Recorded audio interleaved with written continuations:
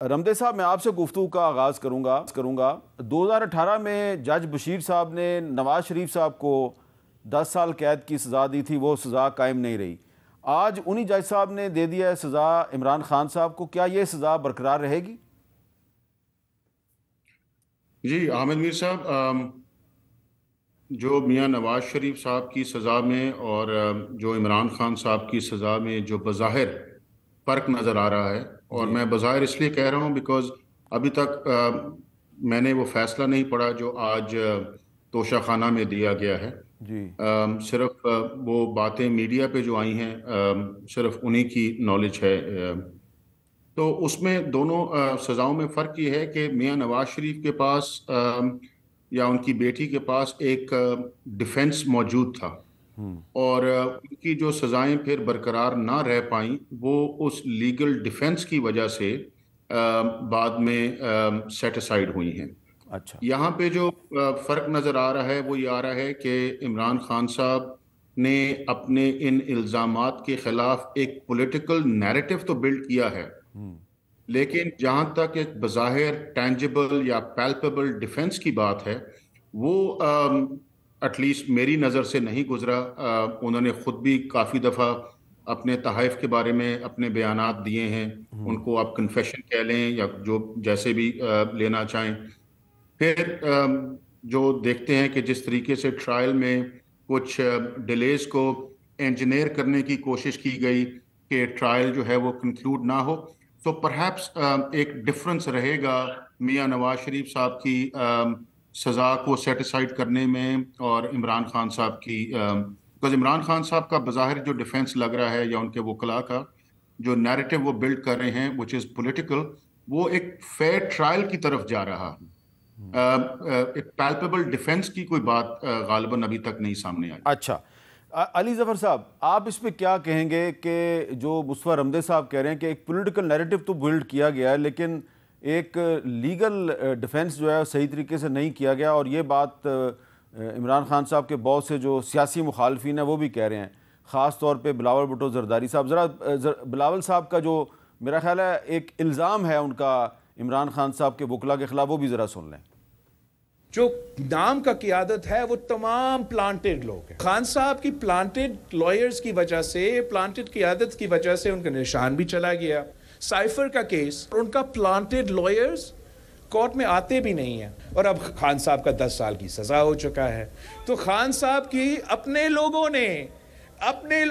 نے خان صاحب کو پھنسایا ہے، یہ کسی اور کا قصور نہیں۔ جی علی ظفر صاحب، یہ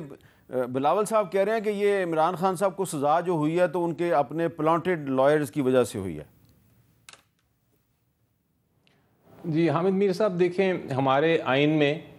آرٹیکل 10A ہے جو پوری دنیا میں اس کو سمجھا جاتا ہے کہ ایک فیئر ٹرائل ہونی چاہیے۔ اگر آپ نے کسی کے خلاف سزا دینی ہے، کسی کے خلاف الزام ہے وہ ثابت کرنا ہے، تو ایک آپ فیئر ٹرائل کے ذریعے یہ فیصلہ کر سکتے ہیں۔ اس کا مطلب یہ ہے کہ فیئر ٹرائل کا مطلب یہ ہے کہ آپ وکیل بھی کر سکتے ہیں، آپ وکیل کے ذریعے جو شہادت آئے اس پہ جرا بھی کر سکتے ہیں، آپ اپنی شہادت پیش کر سکتے ہیں اپنے دفاع میں، آپ کے وکیل بحث بھی کر سکتے ہیں، اور آپ ایک پراپر ریپرزنٹیشن کے ذریعے کیس کی سماعت ہو اور آپ کا فیصلہ ہو۔ یہ ہوتا ہے فیئر ٹرائل۔ اور اگر فیئر ٹرائل نہ ہو، جس طرح کا یہ ٹرائل ہوا ہے، یہ ٹرائل ہی نہیں تھا، یہ تو ایک سزا سنائی گئی، کوئی بھی اس کا پروسیجر فالو نہیں کیا گیا، کرمنل لاء کا آئین کے تقاضے پورے نہیں کیے گئے، قانون کے تقاضے پورے نہیں کیے گئے، تو یہ تو ایک طرح انصاف اور قانون سے مذاق ہے، یہ تو فراڈ ہے۔ اس ججمنٹ کو، اس سزا کو ہم فراڈ سمجھتے ہیں، اور اس کی وجہ میں آپ کو بتاتا ہوں۔ میرٹس کی تو بعد میں بات کریں گے، لیکن آپ یہ دیکھیں کہ عمران خان صاحب کو ان دونوں کیسوں میں، سائفر کیس میں بھی اور توشہ خانہ کیس میں بھی، ان کے وکلاء کو پیش نہیں ہونے دیا، ان کے جو وکیل تھے ان کو کمرے میں بند کر دیا گیا، ان کو کہا گیا کہ آپ، ایک کیس میں تو یہ کہا گیا کہ آپ کے وکیل نہیں، ہم آپ کو پروسیکیوشن کے وکیل دیں گے، اور وہ وکیلوں سے کہا گیا کہ آپ عمران خان صاحب کے بہاف پہ آپ جرا کریں۔ اس کے بعد جب عمران خان صاحب کے وکیلوں نے اور کوشش کی تو 2 کمرے عدالت بن گئے، ایک میں سائفر کیس چلا, ایک میں توشہ خانہ کیس چلا. دونوں جج صاحبان نے کہا کہ ہم آپ کو جرا نہیں کرنے دیں گے, اور دونوں جج صاحبان نے کہا کہ ہم آپ کو اپنی شہادت بھی پیش نہیں کرنے دیں گے. دونوں جج صاحبان نے یہ بھی کہا کہ ہم آپ کو یہ بھی نہیں کرنے دیں گے کہ آپ کے وکیل بحث کر سکیں, ہم آپ کو بیان سیکشن 342 کا بھی نہیں کرنے دیں گے, اور ہم نے فیصلہ کر دینا ہے. صبح آج جب فیصلہ ہوا تو وکیل صاحب جو تھے وہ ان کو باہر جیل کے باہر ہی رکھا گیا, ان کو اندر نہیں آنے دیا گیا. یہ سارے جب مسائل دیکھتے ہیں آپ تو اس کے بعد آپ کو اندازہ ہو جاتا ہے, ایک لیمن کو بھی اندازہ ہو جاتا ہے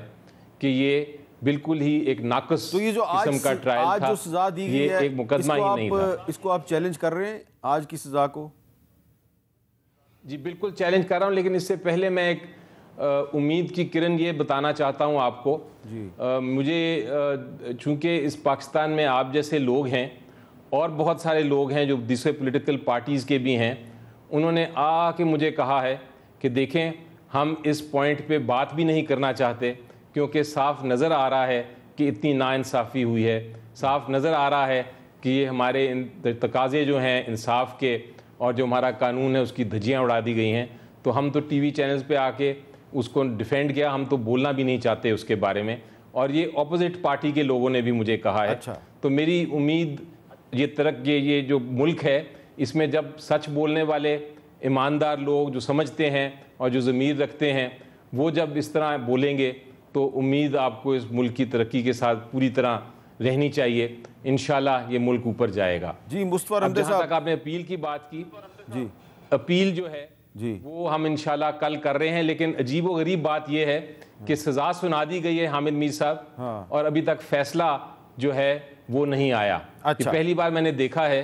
کہ سزا ہو گئی, فیصلہ نہیں ہے. جب تک فیصلہ نہیں آتا ہم اپیل نہیں فائل کر سکتے. لیکن میں ایک اپلیکیشن فائل کر رہا ہوں کل اسلام آباد ہائی کورٹ میں, جس میں درخواست کروں گا اسلام آباد ہائی کورٹ کے جج صاحبان کو کہ کم از کم ان کو یہ جو جج صاحبان ہیں جن کو اتنی جلدی تھی سزا سنانے کی, ان سے یہ تو ریکویسٹ کر دیں یا آرڈر فرما دیں کہ وہ اپنا جو ریٹن آرڈر ہے وہ تو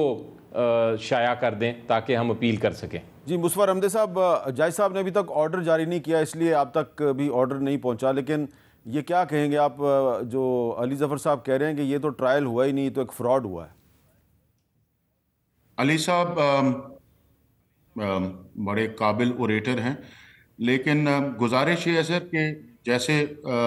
پہلے عرض کیا تھا, at the cost of reputation دوبارہ عرض کرتا ہوں کہ لیگل ڈیفینس آج تک نہیں آیا. ابھی علی صاحب نے بھی کچھ گوش گزار نہیں کیا. جہاں تک سر فیئر ٹرائل کی بات ہے وہ ہر کسی کا حق ہے,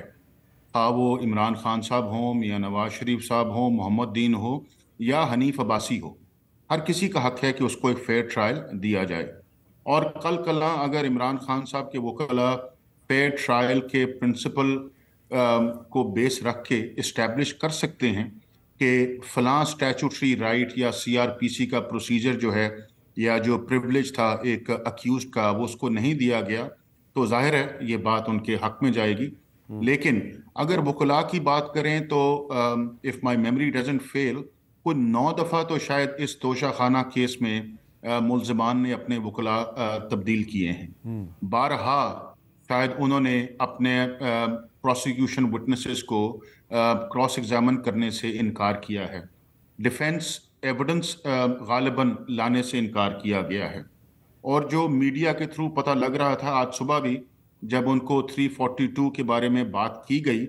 تو خان صاحب نے شاید, اب یہ اگین ایک سنی سنائی بات ہے, شاید 342 کی سٹیٹمنٹ دینے سے انکار کیا اور غالباً اپنے کمرے میں چلے گئے.